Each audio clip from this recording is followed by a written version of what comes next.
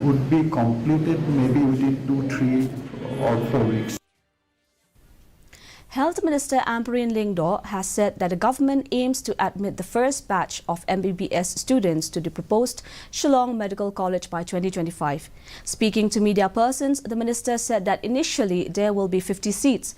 Lingdaw said they have necessary facilities and they will meet the target of having a minimum of 400 beds to start the Shillong Medical College. The Health Department has proposed that the state government should run the proposed Shillong Medical College and operate the Tura Medical College on a public-private partnership PPP mode. The government plans to merge the departments and infrastructure of Shillong Civil Hospital and Ganesh Das Hospital for the proposed Shillong Medical College. Nak biang lupa ki staff, nak biang lupa ki experts. Shillong long easily accessible. Shillong katangin hapan pet mentai ki HR policy, ya ki super specialist seperti professors ki wanita yang akan ada. Sa shisen ni nakula. Bangin persyangkat bala man pensted ya ki medical colleges ki badon hangde. Physical progress of works approximately at 50+%.